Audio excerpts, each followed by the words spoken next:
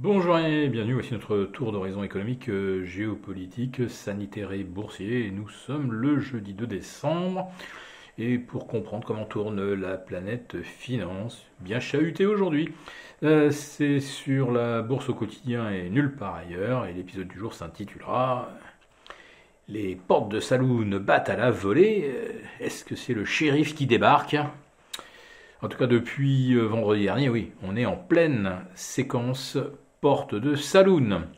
Alors, après 7 semaines et demie de hausse funiculaire sans aucun retracement, on connaît effectivement un épisode de volatilité qui compense en quelque sorte cette espèce de grand sommeil unique d'ailleurs dans l'histoire, hein, puisque 7 semaines sans aucune consolidation de 1%, voire même de 0,5%, c'était du jamais vu. Bon, là, on vient de voir la volatilité faire une première fois une embardée de 50% vendredi dernier. Et mercredi soir, on a également eu droit à 40% de variation sur le VIX, l'indice de la peur. Un indice qui chutait de 15% hier midi. On faisait une très belle entame de mois de décembre. D'ailleurs, on a fait la meilleure séance de l'année pour le CAC et l'Eurostoxx. Ça paraissait très bien parti à Wall Street.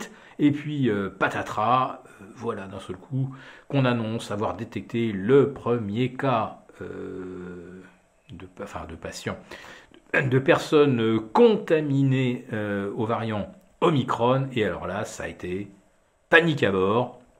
Le Nasdaq, le S&P ont reperdu moins 3% en ligne droite, quand même, en l'espace de 2h30, c'est pas rien.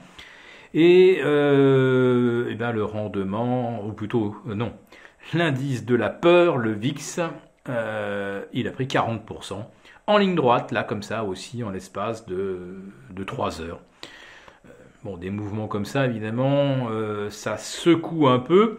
Donc on se dit qu'il est peut-être grand temps que le shérif intervienne pour calmer les esprits. Et c'est vrai qu'il y a des esprits qui sont très prompts à s'alarmer de façon peut-être un petit peu démesurée. Puisque là, en ce qui concerne le variant Omicron, on a à peu près toute l'échelle des réactions possibles. Donc la presse à sensation, quelques blogs un petit peu alarmistes pour eux, Omicron va tous nous tuer. On n'est plus couverts. Le premier patient diagnostiqué Omicron en Israël, c'était un triple vax. Donc c'est aussi efficace qu'un gilet pare-balles en carton face à une munition pour tuer les sangliers. Et puis vous avez à l'autre bout du spectre, vous avez Goldman Sachs, vous avez Bill Ackman, vous avez Cathy Wood. Et ces gens-là vous disent mais attendez, là, Omicron, là, si vous compilez un peu les données en provenance d'Afrique du Sud, oui, certes, Omicron se répand rapidement, pourrait même supplanter le variant Delta, mais il y a combien de gens hospitalisés? Il n'y a personne.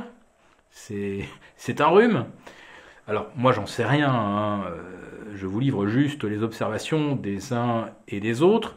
Alors, vous avez évidemment, comme d'habitude, et de toute façon, comme on n'invite que des médecins de plateau, enfermistes, catastrophologues qui viennent vous dire que voilà c'est terrible et qu'on prie tous pour que le traitement ARN actuel ait encore un petit peu d'efficacité contre le nouveau variant, mais il va falloir de toute façon créer un nouveau vaccin, sinon on va tous mourir. Bon, je dirais que pour l'instant, les marchés ont plutôt tendance à pencher du côté de Goldman Sachs et Bill Ackman, qui pensent que on se fait peur pour rien, et que finalement, si le marché rebaisse et que les banques centrales maintiennent les taux à zéro encore longtemps, et je crois que c'est Goldman Sachs qui envisage des taux inchangés jusqu'en 2024 en Europe.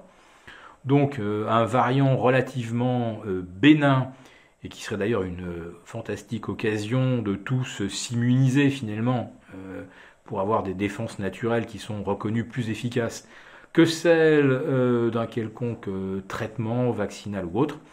Donc c'est peut-être même une chance qu'on ait un variant qui soit peu inquiétant. Voilà. Tout le monde n'est pas aussi optimiste, manifestement. Quand vous voyez les marchés de taux, là, on est quand même en train d'anticiper un net ralentissement économique. Le rendement du 10 ans français vient de repasser sous le seuil des zéros. On vient de repasser même en territoire négatif. Le 10 ans américain est au plus bas depuis plus de 2 mois, autour de 1,40. Et le rendement du 30 ans américain, il est retombé sous les 1,80. Il y a une semaine de ça, enfin c'était mardi dernier, on était à 2,02, 2,03. Vous me direz, pour emprunter sur 30 ans à 2,02, 0,3, c'est franchement pas cher. Mais là, on est retombé sous les 1,80, même sous les 1,78. Bon, avoir des taux aussi bas, à part une récession, je ne vois pas ce qui peut le justifier. Alors, peut-être que la récession, elle vient pas du tout du Covid, d'Omicron, etc. Elle vient du fait que si l'inflation continue à un rythme de 5-6% par an et que les salaires n'augmentent pas, sauf quand des personnels ont les moyens de faire grève, de mettre la pression et d'obtenir quelque chose, si globalement les salaires n'augmentent pas, je ne vois pas comment les gens vont consommer. Et je ne vois pas comment, sans une consommation qui représente 70% du PIB américain, on arrive effectivement à éviter une récession.